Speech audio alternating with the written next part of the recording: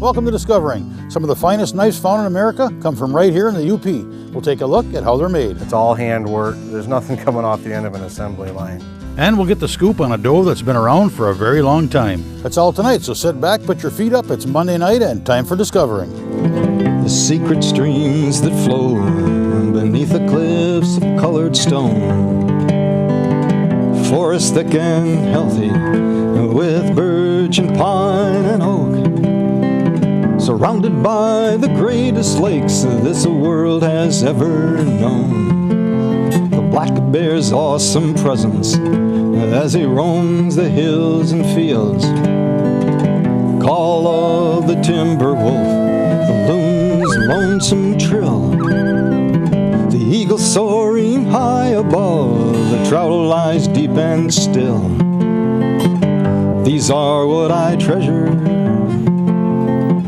the only way I measure feelings that I have for this fine land. There is so much to discover when you're a long-time lover of northern Michigan.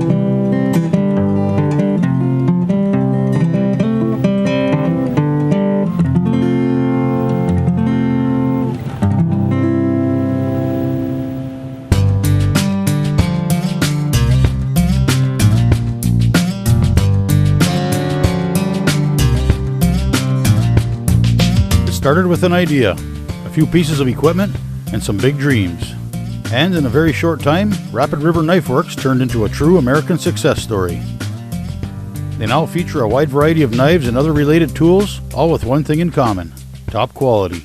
A company that most people are aware of, Marbles and Gladstone, started to, actually they did away with their lifetime warranty, the free sharpening and polishing for life. And I had split away from them at that point and realized that there are tens of thousands of knives out there that need repair work done every year. So I started my own business in my barn, basically to refurbish all of those knives that were coming in on a daily basis. And I started making a few prototypes of my own. Decided why not try to sell them. So I went to the first place I went to was Gander Mountain in Marquette, and I walked in there with a briefcase full of knives and walked out with a $7,000 order. And I thought, hey, there's still a big demand for high quality handmade products. People will pay the extra to have something made in America and made in Upper Michigan. So in less than 6 months' time, we went from our barn basically up to the highway in Rapid River. We opened our first retail store, put a big picture window in the store so people could watch the knives being made, and that was really popular. People really enjoyed to see something being made and that they could buy the same day. It started with raw material and they could leave with it that day. And we outgrew that building. In 2004 we built this facility and added on to it once already. And this after the first of the year we're getting ready to tear down some walls and expand even more. So in the fall of 2000, basically, I started the company, and since then we've handmade over 250,000 knives. We've got dealers in all 50 states and 9 foreign countries, and we currently produce over 10,000 knives a year. We start with the raw material. I mean, it starts this raw. It's blocks of wood, stuff that we cut from our property. We use a lot of curly bird's eye maple. It's very popular in Upper Michigan. We also use, I call this Hulk vein maple. This is all maple burl that we cast in a resin epoxy, and it comes out solid and stabilized.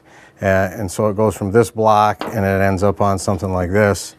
This is a Damascus, so you got the maple burl and the green acrylic epoxy in it. But They really do start right from raw steel, raw handle material, and we do everything right down the line to laser engrave them.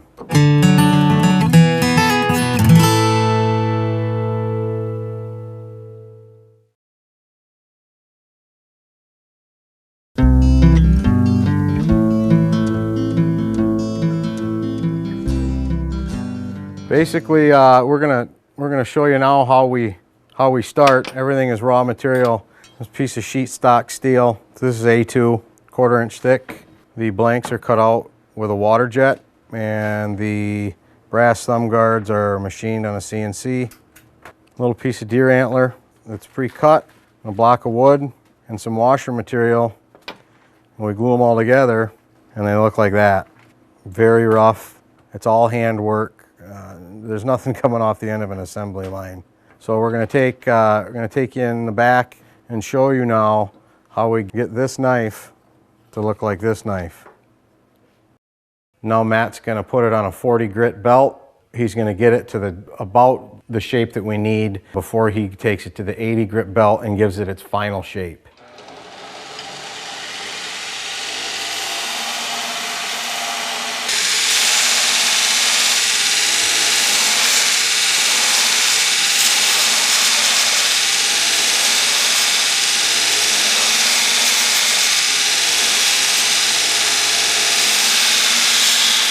We get a lot of people that ask us, good Lord, what happened to your fingers? This 40 grit belt is responsible for about 90% of that. It's very unforgiving.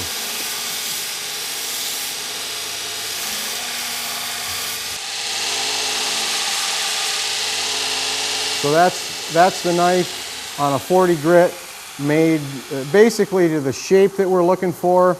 Now Matt will take that, he'll put on an 80 grit belt, and he'll get it its final shape. All right, now he's on an 80 grit.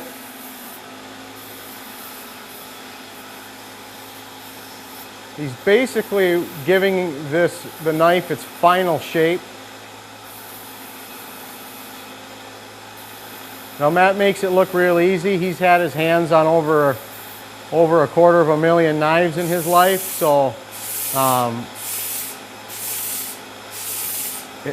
he's making it look easy, but it's actually extremely difficult to do what he's doing right now.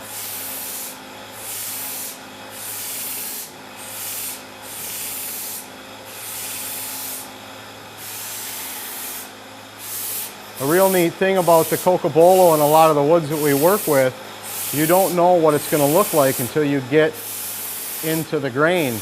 Now that was a real dark piece of wood that didn't look very nice, but as you can see as he's going, the purple and the yellow and the different colors are coming out in the wood, and this is actually going to be a really beautiful cut.